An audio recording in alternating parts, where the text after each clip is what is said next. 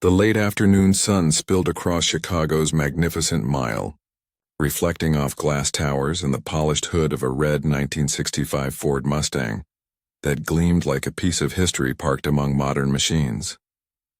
It was the kind of car that turned heads, a relic lovingly restored, humming quietly, its paint the color of old blood and pride. And beside it stood a man, black, tall, calm, dressed in a dark blazer and pressed slacks, holding a coffee in one hand, his other resting lightly in his pocket. His name was Jordan Hayes, 42 years old, a senior FBI agent on his way to an urgent meeting on cybersecurity. He had stopped only for 5 minutes to grab coffee before heading downtown, but those 5 minutes were about to rewrite the city's conscience. Across the lot, Officer Mark Sullivan watched him through narrowed eyes, suspicion etched into every line of his face. 18 years on the force had hardened him, but it wasn't experience guiding him now, it was bias. To him, the sight of a black man standing beside a pristine vintage Mustang could only mean one thing: stolen. His hand hovered over his gun as he approached, boots echoing on the pavement. "Step out of the vehicle now." The words sliced through the air. Conversations halted. Heads turned. The relaxed hum of the parking lot shifted into uneasy silence as Sullivan advanced, chest puffed with authority. Jordan turned, composed as ever, setting his coffee gently on the car's roof. "Is there a problem, officer?" I said, step away from the car. "Don't make me repeat myself." His tone rose, sharp with aggression, the confidence of a man used to being obeyed. But Jordan didn't flinch. His voice remained level, even respectful. "I'm not resisting. I'm standing right here." Sullivan's eyes swept over him, cataloging assumptions. The clean clothes, the tailored jacket, the quiet dignity. It didn't fit his mental picture of guilt. And that irritated him. "Whose car is this?" he demanded. Jordan replied evenly, "It's mine.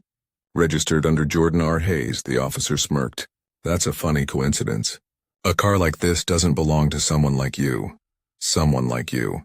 The words hung in the air with the weight of centuries. Jordan didn't respond. He'd heard them before. At 18, he had been pulled over on the same stretch of city, accused of stealing his own car. Back then, his father, James Hayes, a veteran Chicago police officer, had stepped in. "Son," he told him later, "they can take your rights in a second, but never let them take your dignity."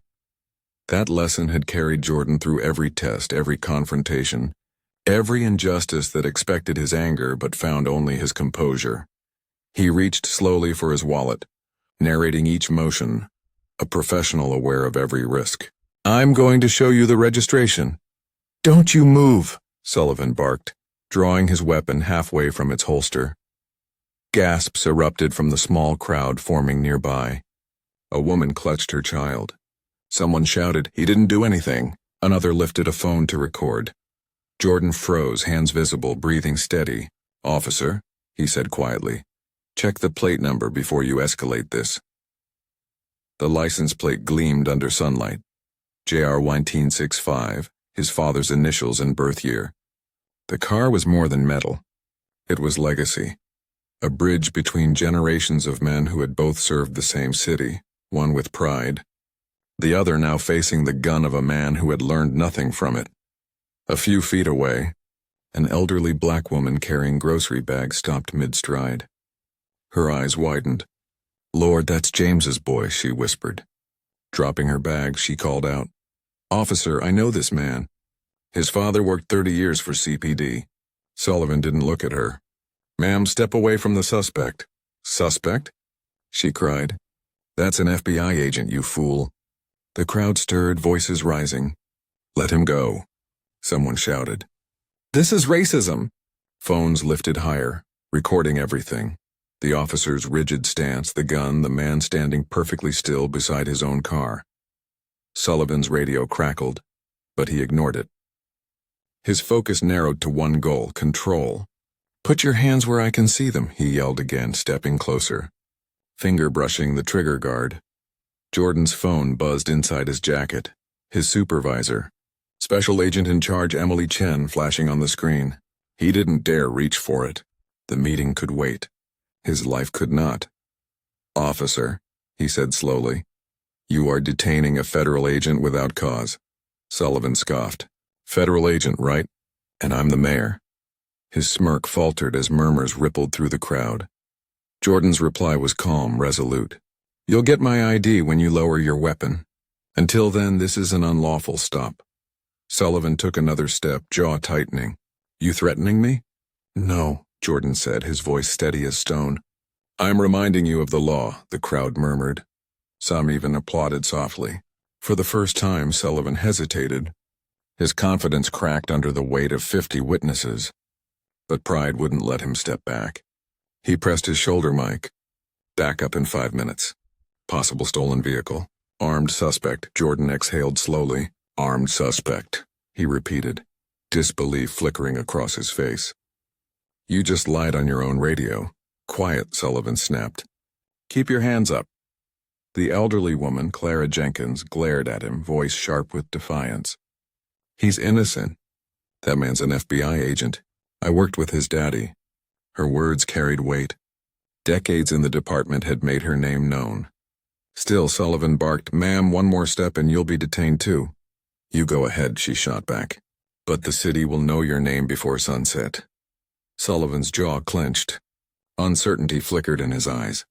Jordan saw it and said softly, "You don't want to do this." Not today. The air thickened. Tension vibrated like a live wire. One wrong twitch could ignite disaster. Across the lot, a teenager's live-stream title flashed on hundreds of screens. "Black man stopped for stealing his own car." Sullivan had no idea he was being broadcast to the world. Jordan knew. He also knew that no badge, no years of service, could shield a man from the truth once the world saw it unfiltered. "You're making the worst mistake of your career," Jordan said quietly. Those words landed like prophecy. Sullivan's voice cracked as he barked again into his radio. "Immediate backup at Magnificent Mile Plaza. Suspect refusing orders." His tone carried a false urgency, painting Jordan as dangerous when all he had done was stand still. The air hummed with tension. A child whimpered somewhere behind the crowd. Jordan's hands remained raised, his composure unbroken. "Officer, there's no reason for backup. I've complied with every command. Just run the plate." Sullivan paced in short, furious strides. "You think I'm stupid? Guys like you always have an excuse. A nice suit, smooth talk, that's your cover." Jordan met his gaze. "No, I think your fear is fooling you. That single line hit harder than a shout." Sullivan's face flushed. "Don't test me," he snapped, and in one motion he yanked his gun fully from the holster. Gasps erupted. People screamed. "Mothers shielded children, he's unarmed," someone yelled. "What are you doing?" Clara pressed a trembling hand to her chest, whispering, "Lord, don't let this be another name in the headlines." Jordan didn't move. His voice remained measured. "I'm not resisting, officer. My badge and registration are in my jacket pocket. You can take them yourself." But Sullivan's hand trembled with arrogance, not fear. He had crossed the line from caution into domination. "Hands where I can see them," he roared again. Jordan hadn't moved an inch. Yet he could feel centuries of suspicion pressing against him. Every man who'd been seen as a threat before a person. And in that moment he realized the danger wasn't just the gun, it was the mindset behind it. A low rumble of police sirens echoed faintly in the distance. Backup was coming. The crowd tensed, knowing what that could mean. Jordan took a slow breath. The training of an FBI negotiator kicked in. Steady tone, controlled breathing, deliberate pace. He spoke quietly. "Officer Sullivan, you're making a decision that will define you. Don't let it be the wrong one." Sullivan didn't answer. The weapon shook in his grip, pride wrestling with reason. And as the city watched, half in person, half through screens, Chicago held its breath. The world was about to witness the moment where prejudice met discipline, and truth refused to back down.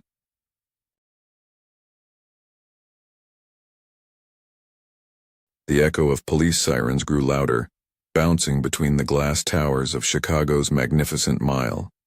The tension in the parking lot felt electric, thick enough to choke the air. Dozens of people now crowded the edges of the lot.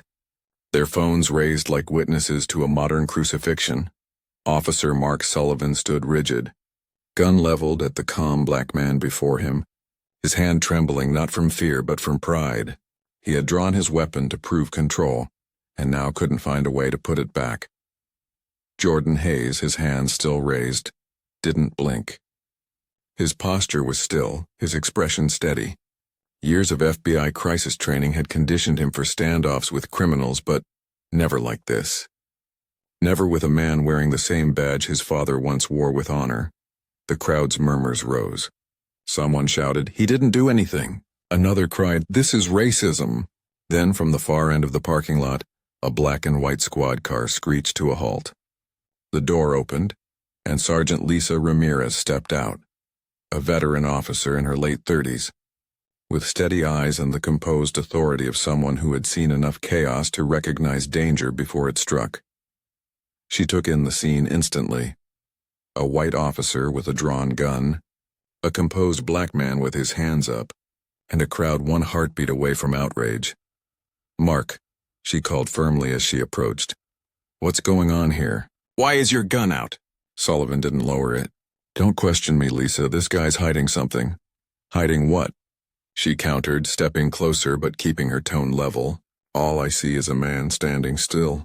Sullivan glared at her, his jaw tight. "You going soft on me now? Don't betray me over some stranger." Ramirez stopped a few feet away, her instincts torn between loyalty and conscience. "Put it down, Mark. Look around you. Look at the crowd. This is bad policing and worse optics." "You think I care about optics?" he snapped, voice rising. "I care about staying alive." The crowd shouted back at him now, anger swelling into a roar. Someone yelled, "He's got his gun out again." "That's Sullivan, the one from the Maplewood case." Ramirez froze.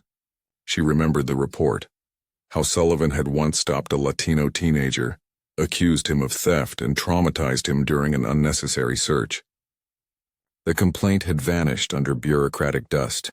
Now here he was, replaying the same script. Only this time the whole city was watching.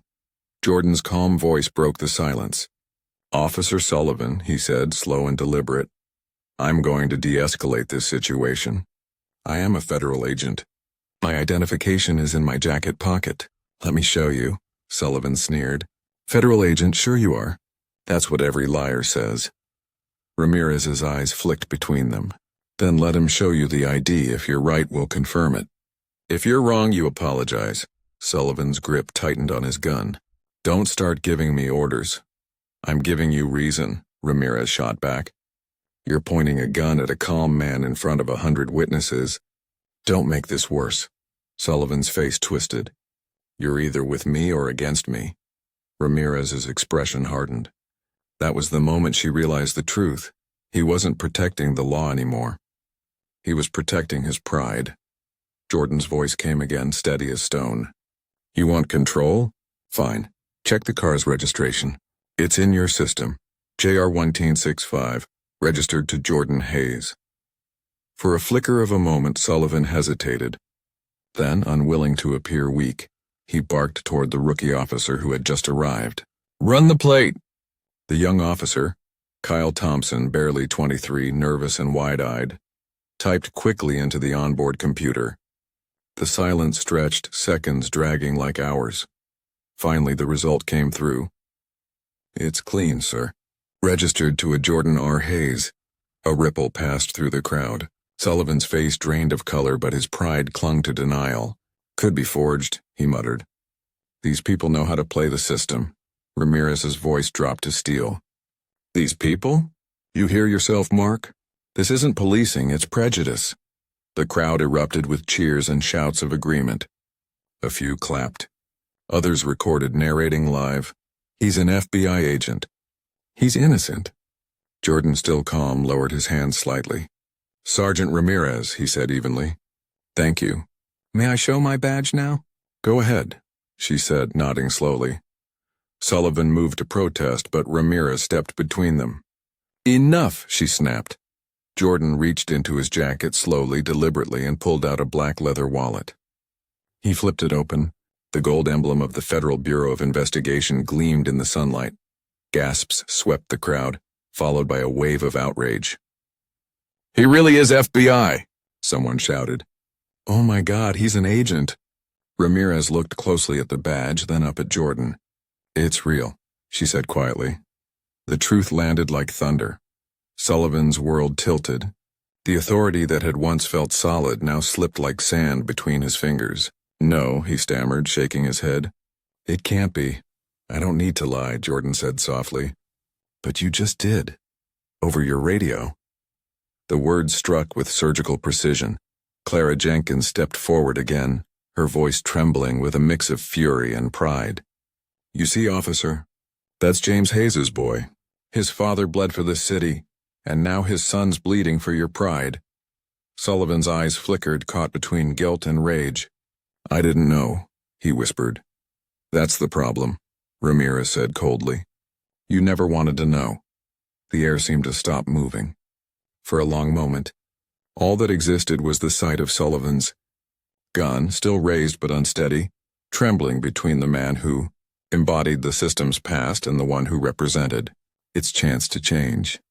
Jordan's voice was firm but calm. "Holster your weapon, officer. This is over." Sullivan hesitated, his breathing ragged. Then finally, with a defeated exhale, he lowered the gun. A wave of relief and applause swept through the crowd. Some cheered, others cried, but Jordan didn't celebrate. He simply looked at Sullivan and said, "You just broadcasted your prejudice to the whole city."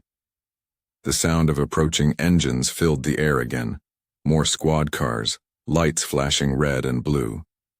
The scene transformed into a living tableau. The shining Mustang, the humbled officer, and the man who had refused to bow. Within minutes, the plaza became a spectacle. Journalists arrived, cameras rolled, and news feeds buzzed with the title already spreading across social media. "Black FBI agent held at gunpoint by Chicago police." Sullivan stood pale, muttering to himself, "They always pull this stunt." His mind refused to accept the truth unraveling before him. Beside him, Ramirez took command. "Mark, lower your weapon completely," she ordered. "You're already on camera. Every second you delay is another nail in your coffin." "You don't tell me how to do my job," he barked. "You lost control the moment you aimed at an innocent man," she fired back. Rookie Kyle Thompson shifted uncomfortably. "Sir, maybe we should verify his credentials again," he said quietly. Sullivan shot him a glare sharp enough to cut glass. "You want to lose your badge on your first year?" Kyle swallowed hard but stood firm. "He's not lying. He's too calm for that." The statement hung in the air, fragile but true. Then Clara Jenkins's voice rose again, righteous and furious. "Mark Sullivan," she said, her voice shaking. "I've known your supervisor since before you wore that badge. You think this will disappear? Every camera here caught what you did." Sullivan looked around. Nearly 100 people now, all filming, their phones aimed like mirrors reflecting his disgrace. "Step back!" he shouted. "No," a young woman replied boldly. "You step back. He didn't do anything." Applause rippled through the crowd. Another man yelled, "This is Chicago, not the 1950s."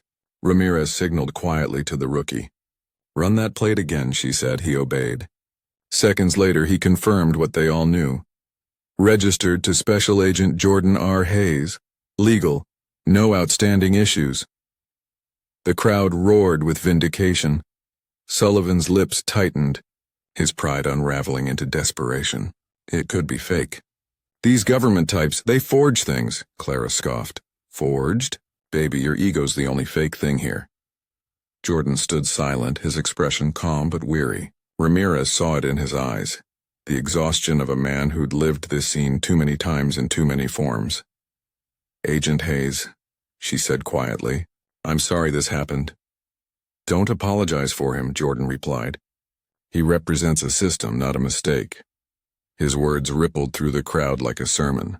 For a heartbeat, no one spoke. Then in the distance, a news van rolled into view. The side read WGN Chicago. A reporter, Jennifer Lee, stepped out, microphone in hand. She whispered to her cameraman, "We're live." Then into the mic. "Ongoing confrontation at Magnificent Mile involving alleged racial profiling by CPD officer Mark Sullivan." The story hit the airwaves instantly. Within minutes, social media exploded. Mustang incident trended across platforms. Ramirez's stomach sank. There would be no covering this up. She turned to Sullivan, her tone hard. "You need to call your supervisor now. I'm not letting some crowd tell me how to do my job." "Mark," she said coldly, "the situation is handling you." Rookie Kyle whispered, "She's right, sir."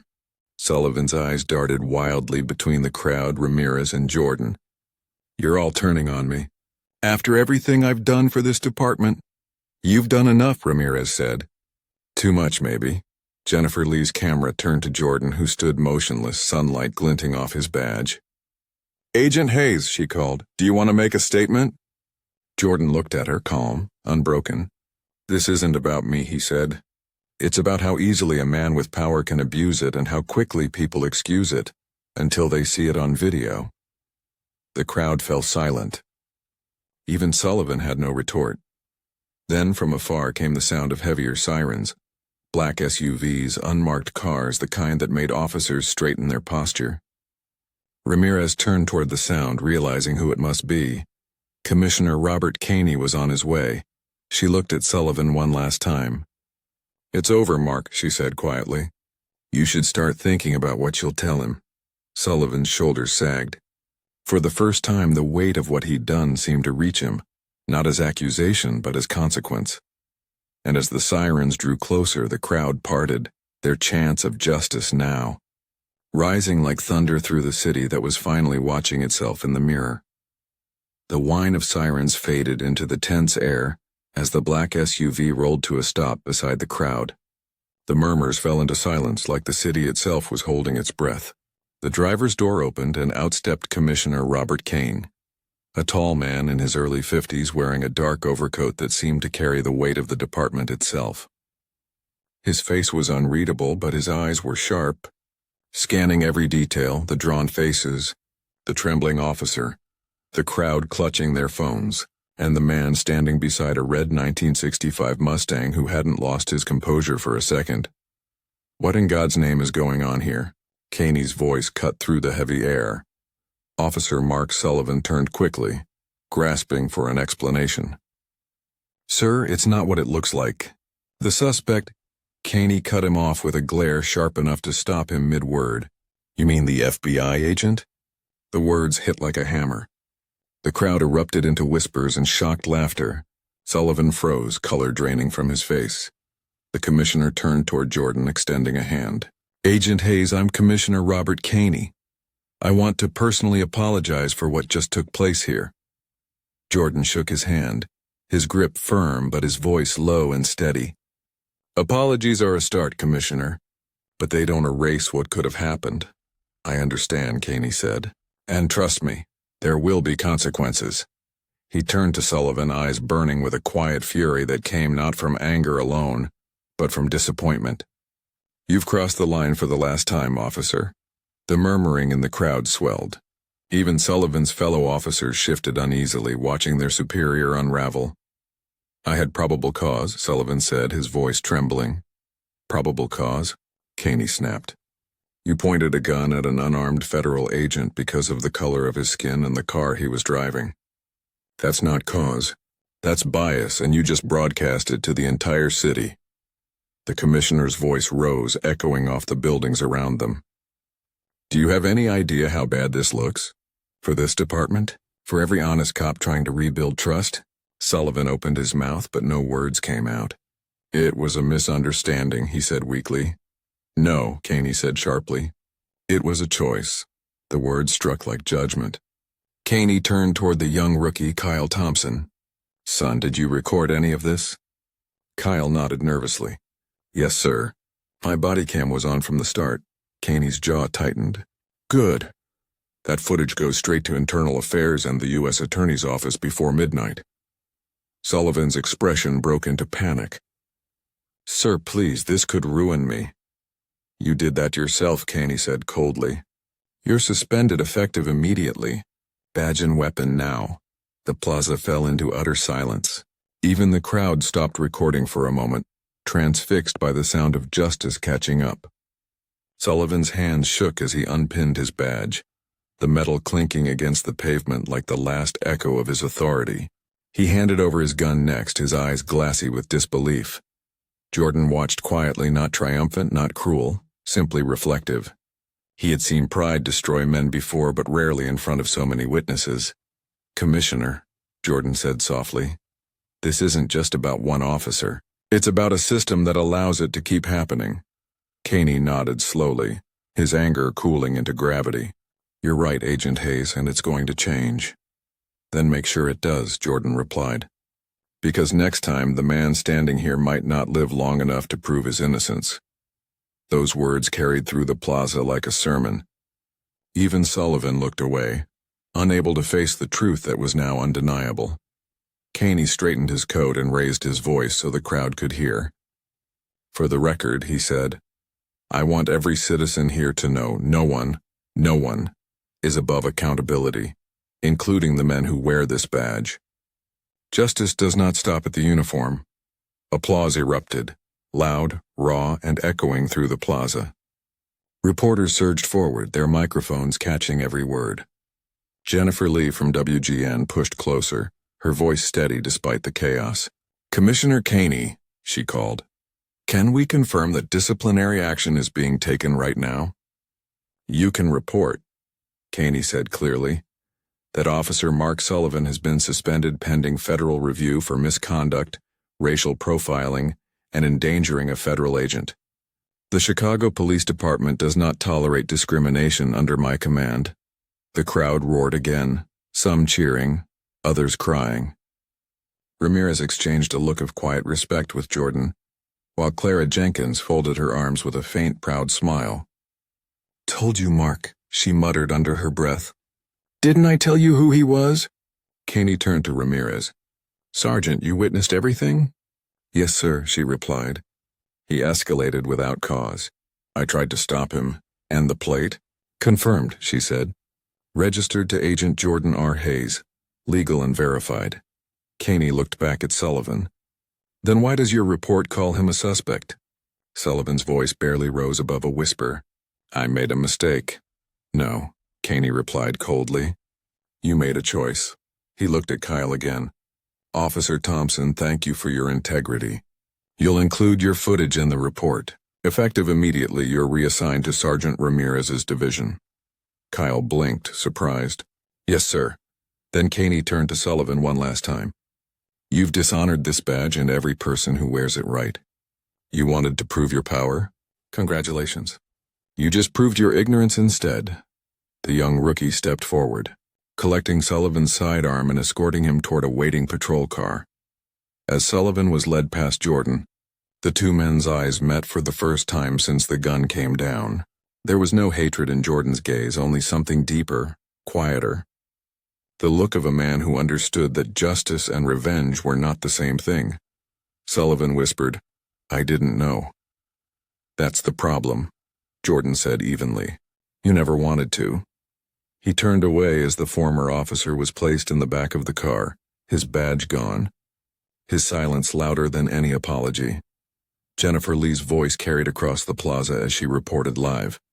"Officer Mark Sullivan has been taken into custody following a racially motivated confrontation with FBI Special Agent Jordan Hayes. Commissioner Caney has confirmed an internal investigation and promised systemic reform across the city." Her word spread faster than the echo of applause.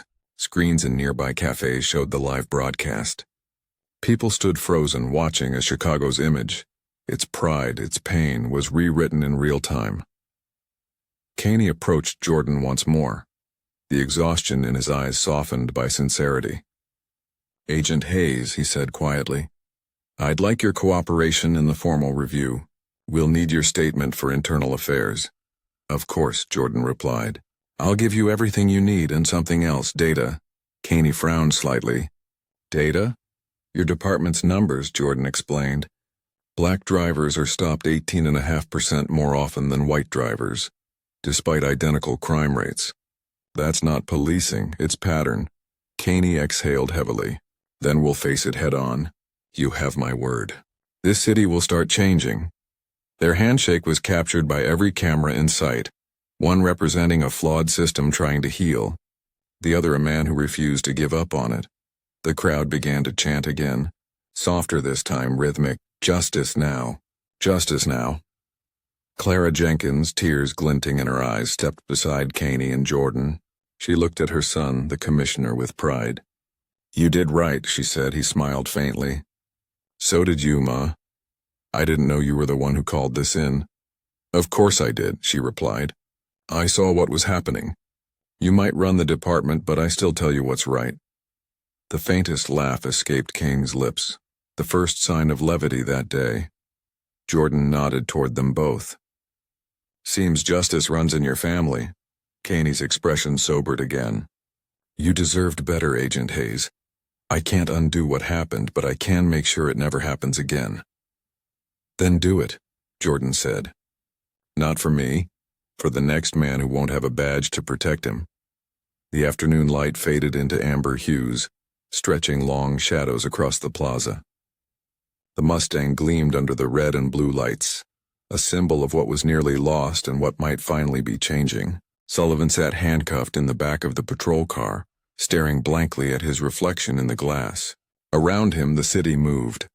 Cameras, reporters, officers whispering, but he heard nothing.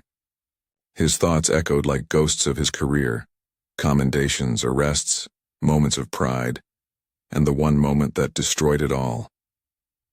"I didn't mean for it to go that far," he muttered to no one. But the world had already stopped listening. Sergeant Ramirez approached Jordan with her notepad. "Internal Affairs wants your preliminary statement," she said. "We can take it downtown or do it here." "Here's fine," Jordan said. "The truth doesn't need an office." As she began taking notes, Clara stood close, her hand resting lightly on Jordan's shoulder. "Your father would have been proud, son," she said. "He always told me justice runs in your blood." Jordan smiled faintly. "He also said justice doesn't come easy." He was right about that. Jennifer Lee approached again, careful not to intrude. "Agent Hayes, before you leave, can we get a comment for our viewers? The city's watching." Jordan turned to face the camera, his expression calm, but his voice carrying the gravity of everything that had unfolded. "Today wasn't about me or one officer," he said. "It's about a culture that lets suspicion replace respect. It's about every man or woman who's been stopped, questioned, or threatened just for existing in the wrong color skin. I'm alive to tell my story, but too many aren't. That has to change." The crowd fell quiet again, not out of shock this time, but reverence. Caney turned to Ramirez. "Sergeant, I want a full report on Sullivan's record tonight, and a recommendation for disciplinary reform on my desk in the morning." "Yes, sir," she said firmly. "And make sure those reforms include more than punishment," Jordan added. "Add education, accountability, real data, real change." "That's the only way this stops," Caney nodded. "I'll see to it personally." Then with a sigh he said, "It's ironic, isn't it? My own mother was the one who called me here. I had no idea she was calling about you." Jordan blinked, then looked at Clara.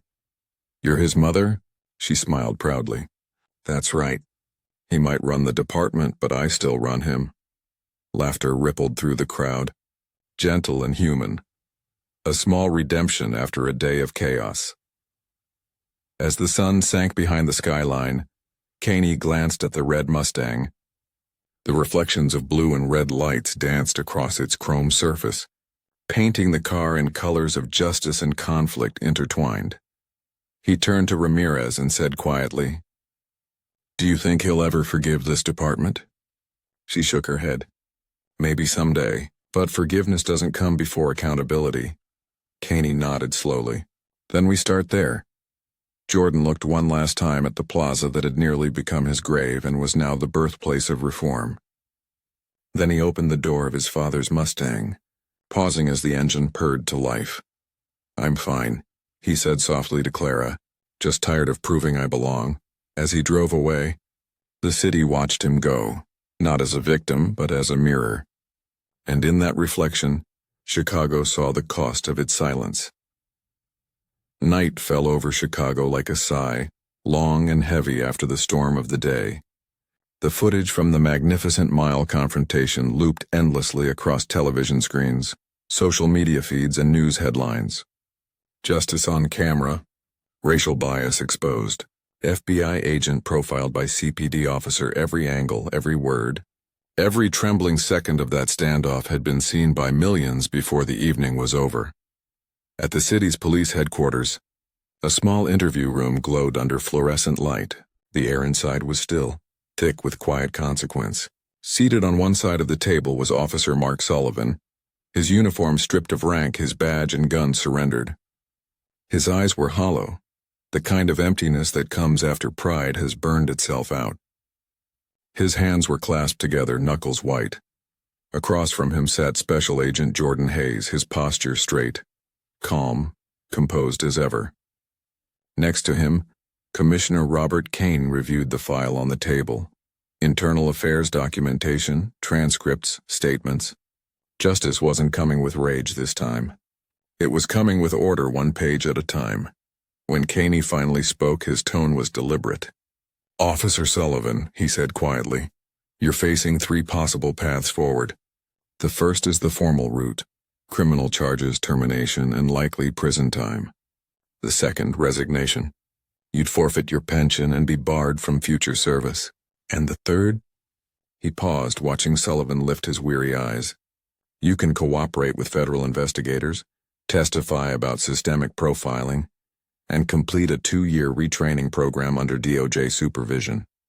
It's not forgiveness. It's work." Sullivan's throat tightened. "You're giving me a choice?" Jordan spoke then, his voice calm but edged with truth. "No, we're giving you a chance."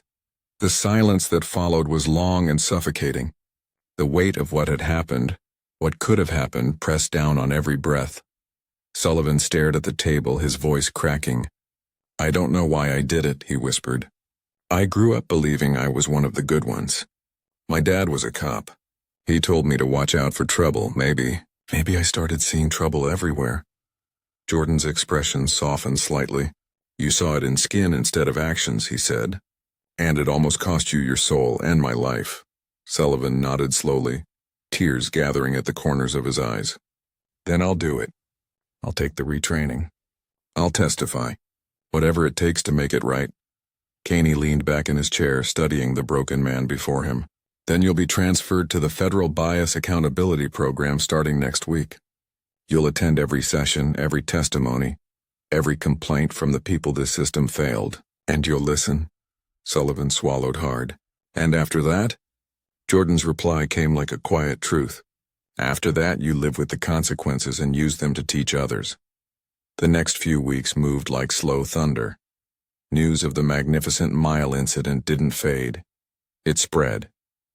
Protests swelled in the streets, not in chaos, but in unity. Thousands marched beneath banners that read, "Justice through truth and accountability for all." Community leaders demanded reform. Church congregations opened their doors for town halls. High school students held assemblies on racial bias. The conversation Jordan had sparked at gunpoint had ignited a citywide awakening. At police headquarters, Commissioner Caney worked late nights drafting policies that would once have been unthinkable. Each page was shaped by uncomfortable truth: body cam transparency, civilian oversight boards, mandatory bias reporting. It wasn't politics anymore. It was survival of the department's integrity. By the end of the month, Caney announced a historic mandate. Every stop, every citation, and every use of force incident had to be logged with race and cause justification. And for the first time in Chicago's history, that data would be made public. Across town, Jordan Hayes wasn't done either. He had been offered leave after the trauma, but he refused. "Rest can wait," he'd told the Bureau. "Accountability can't." Instead, he spent his evenings working in a small rented office downtown. The walls were bare except for a single framed photo of his father in uniform. The nameplate beneath it read, "James Hayes, CPD veteran, 30 years of service." That photo became the heart of what Jordan built next. The James Hayes Foundation, an independent organization dedicated to fair policing and data transparency. Within weeks of its launch, the foundation began gathering statistics from departments nationwide, exposing disparities that had long been buried under paperwork and silence. Bias isn't opinion, Jordan told reporters at a press conference. It's measurable. And if we can measure it, we can change it. Meanwhile, Mark Sullivan began his reluctant transformation. His retraining sessions were long and painful. Hours spent listening to stories from people who had lived the consequences of profiling and abuse. At first he sat in the back, arms crossed, detached.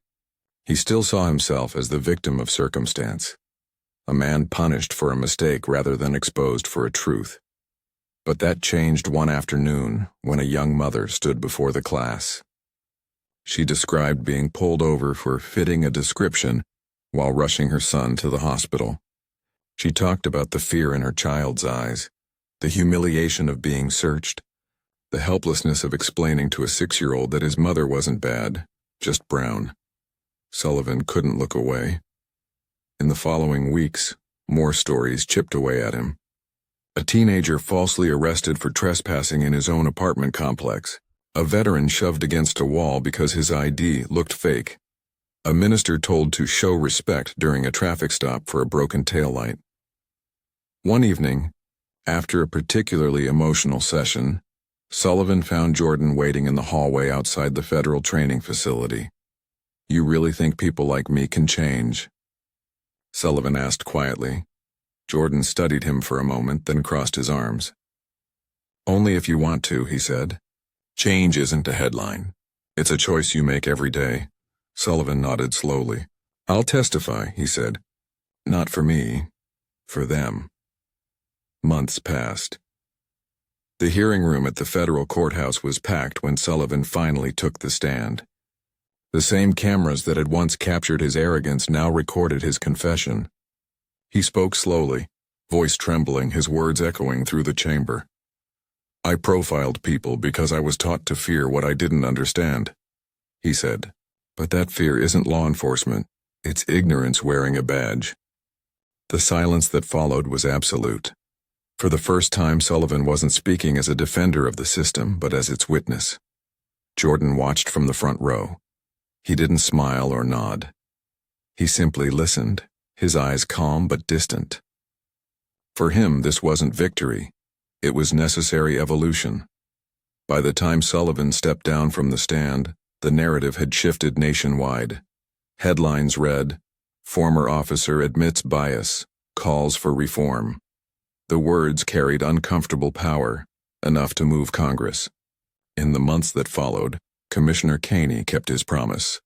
Under his leadership, the Chicago Justice Initiative was launched, a collaboration between the CPD, the DOJ, and Jordan's foundation. At its core was one radical principle: accountability as a living system. Every officer was required to log justification for every stop. Every department had to publish quarterly racial equity audits, and every new recruit underwent 40 hours of empathy and community engagement training before earning a badge. At the center of this transformation stood Captain Lisa Ramirez, promoted to lead the city's new Fair Policing Division. Her words became the guiding mantra for a new era.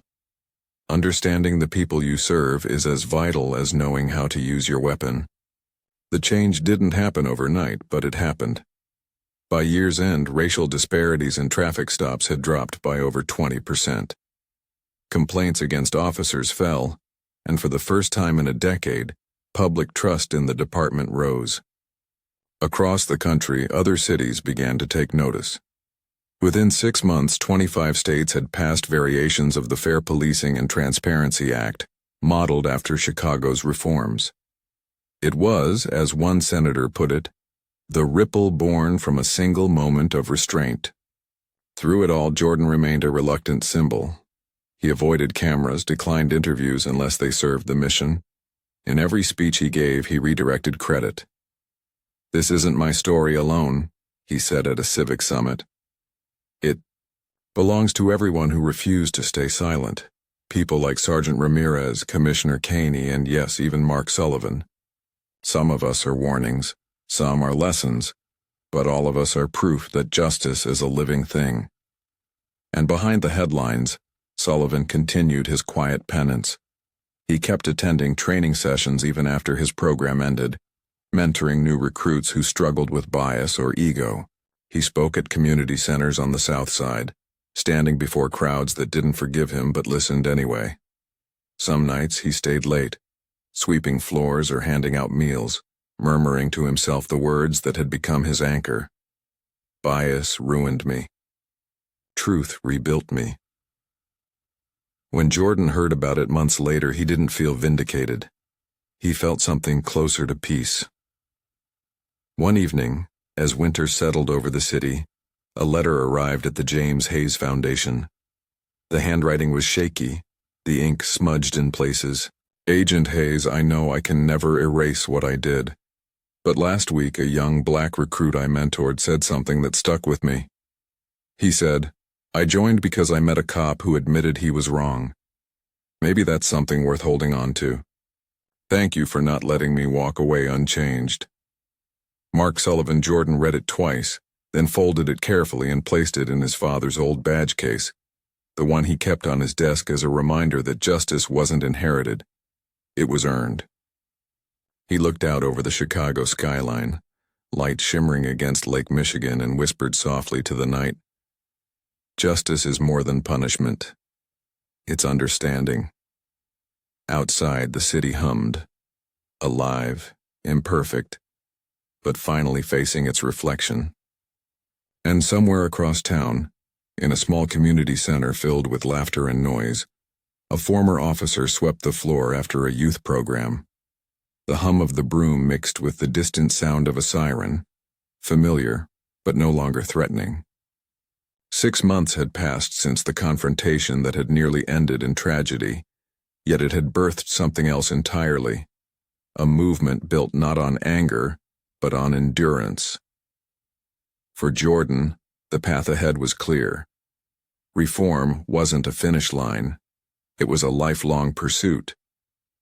The Mustang still sat in his garage, polished and quiet, a relic of his father's faith in the day that had forced a nation to look inward. Sometimes, on quiet nights, he would start the engine and let it idle, the soft rumble grounding him in memory. It reminded him that even something old, scarred, and misunderstood could still run strong, if cared for the right way. That was the lesson Chicago was finally learning. And as snow began to fall over the city, dusting its streets and rooftops in quiet white, it felt almost symbolic, like cleansing. The scars remained, but they were no longer hidden. They were part of the story, proof that healing had begun. 6 months after the confrontation on Chicago's Magnificent Mile, the echoes of that day still rippled through the nation. What began as a tense standoff in a parking lot had become a case study in justice, reform, and redemption. The city that once trembled under the weight of its own silence was now learning how to speak, with data, with accountability, and with truth. Inside the grand marble halls of the U.S. Capitol, Special Agent Jordan Hayes stood before a packed congressional chamber. The air buzzed with anticipation. Television cameras trained on him from every angle. Senators, civil rights leaders, and journalists filled the seats. At the center of it all was a man who had never wanted fame, only fairness. Jordan adjusted the microphone, his voice carrying quiet conviction. 6 months ago, he began, an officer drew his weapon on me because he believed a black man couldn't own a classic car. That moment wasn't about one man's bias. It was about a system's blindness. But today, we stand on the other side of that moment. And what we've learned is simple. Accountability doesn't destroy trust. It builds it. The chamber was still. He continued, each sentence deliberate, each word weighted with experience. 25 states have now adopted bias transparency laws modeled after what began in Chicago. Every stop, every arrest, every complaint is now logged and reviewed by civilian oversight. We're finally creating a justice system that serves all, not just some. At the back of the chamber sat Commissioner Robert Kane, listening quietly beside his mother, Clara Jenkins. The proud lines on her face softened as she whispered, "James Hayes would be proud of that boy." Caney nodded, eyes glistening. The name Hayes had come to symbolize not tragedy, but transformation. Jordan went on. "My father wore the same badge that once turned against me, but I refused to let his sacrifice be stained by silence. Justice isn't about vengeance, it's about transformation." Applause swelled, rising like a tide. But not everyone clapped. Toward the back, one man sat still, Mark Sullivan. No longer in uniform, he wore a plain gray suit and the weary humility of a man who had walked through his own darkness. When Jordan finished, the committee chair thanked him and began to call for adjournment. But Jordan raised a hand. "Before we close," he said, "I'd like to introduce someone who represents what real change can look like. Not from power, but from repentance." A murmur passed through the room. Cameras turned as Jordan gestured toward the back. Former Officer Mark Sullivan. Sullivan rose slowly, his steps measured. The sound of his shoes on the marble floor echoed louder than applause could have. When he reached the podium, he hesitated, gripping its edges as if anchoring himself to the moment. "I used to wear a badge with pride," he began softly. "But pride without compassion is just arrogance in uniform." The room went utterly still. 6 months ago, I let fear decide a man's worth. I drew my weapon on someone who didn't threaten me, someone who simply existed. That single moment destroyed everything I thought I was. But it also opened my eyes to what I could still become. He swallowed hard, glancing briefly at Jordan before continuing. "Since then, I've worked with the James Hayes Foundation, teaching new recruits what not to become. Every week I stand before classrooms of young officers and tell them the truth, that power means nothing without conscience. That the first thing they should draw is their awareness, not their weapon." His voice trembled, but he didn't stop. "I lost my career, my family, my reputation, but I gained something I never had before. Understanding. Agent Hayes didn't forgive me to make me feel better. He gave me a chance to make sure my mistake doesn't happen again." For a moment, silence filled the room. Then came the softest wave of applause, not celebratory, but respectful. It wasn't for redemption, it was for honesty. As Sullivan stepped away, Jordan extended a hand. "You kept your promise," he said quietly. Sullivan nodded, his eyes downcast. "Still trying to earn it." The two men stood there, a victim turned reformer, and an oppressor turned witness, bound not by bitterness, but by shared accountability. That night, back in Chicago, the city glowed under a calm winter sky. Crowds gathered outside a newly renovated brick building on Michigan Avenue. Above its doors, golden lights illuminated the words, "The James Hayes Foundation, Justice Through Understanding." Reporters lined the sidewalks. Inside, hundreds of people filled the main hall for the opening ceremony. Officers, community leaders, students, and citizens. Jordan stood beside Clara Jenkins as the ribbon was stretched before the entrance. The elderly woman's hand trembled slightly as she held the scissors. "Your father dreamed of something like this," she whispered. "He always said, 'Real justice starts when the law learns to listen.'" Jordan smiled faintly. "Then we'll keep it listening." The ribbon fell. Applause filled the air, echoing off the foundation's brick walls. Inside, the building was modest but purposeful. Classrooms for police training, offices for community outreach, data labs for transparency reports, and a memorial room dedicated to lives lost to bias and brutality. On one wall hung a quote from James Hayes himself, "Justice doesn't fear the light." During the press conference that followed, a reporter asked Jordan, "Agent Hayes, what's next for the foundation?" "Education," he said simply. "We'll train officers, support victims, collect data, and build partnerships between law enforcement and the people they serve. Because justice shouldn't wait for tragedy, it should prevent it." Clara nodded approvingly, her eyes filled with quiet pride. Across town in a modest community center, Mark Sullivan swept the floor after a youth outreach session. He volunteered there 3 nights a week now, mentoring at-risk teens and young recruits. It didn't erase his past, but it gave him purpose. Some nights, when the halls were empty, he would sit alone on the bleachers, listening to the hum of the fluorescent lights. In those moments, he repeated a simple truth to himself like a prayer. Bias ruined me, but truth rebuilt me. Meanwhile, Captain Lisa Ramirez was making her own mark. As head of Chicago's new Fair Policing Unit, she oversaw a diverse team of officers tasked with field audits, de-escalation training, and mental health support. In her first annual report, she wrote, "We can't change history, but we can change culture, and that begins with humility." By the end of the year, the results were undeniable. Racial disparities in traffic stops dropped 22%. Civilian complaints fell to their lowest rate in a decade. Officer satisfaction rose for the first time in years. Chicago, once a headline for misconduct, was becoming a blueprint for reform. On the anniversary of the incident, the city held a public ceremony at the very plaza where it all began. The red Mustang gleamed in the winter sun, parked in the same spot as that fateful day. Beside it stood a new memorial plaque, commissioned by the city and installed by the foundation. It read, "To every life threatened by bias and every soul redeemed by truth. May justice be our legacy." A crowd gathered around the site, residents, officers, students, activists, and reporters. Jordan stood quietly, hands in his pockets, gazing at the words. Clara joined him, her breath visible in the cold air. "You know," she said softly, "the crowd still talks about that day. They say it was the moment Chicago finally looked at itself." Jordan smiled faintly. "Then let's make sure it never looks away again."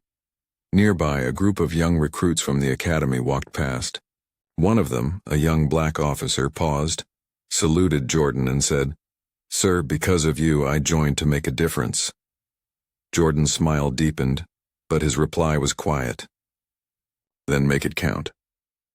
Later that evening, back at the Foundation's office, Jordan sat alone at his desk, reviewing the year's final report. The city skyline shimmered through the glass behind him, reflected in the polished surface of his father's old badge case. Inside it, tucked neatly beside the badge, was Sullivan's letter. On the desk lay a draft of his father's memoir, a project Jordan had promised himself he'd finish. He flipped to the final page and began to write the last line in neat, deliberate handwriting. Justice is not a destination, but a constant choice, one we must renew every day. He closed the manuscript and sat back, the weight of the year finally settling into stillness. Outside, snow began to fall again, soft and silent. Across the city, Mark Sullivan finished another mentoring session at the youth center. The group of teenagers he worked with, kids from neighborhoods often written off by society, were beginning to trust him. They asked questions about policing, about fairness, about mistakes. He never gave easy answers. Instead, he told them the truth.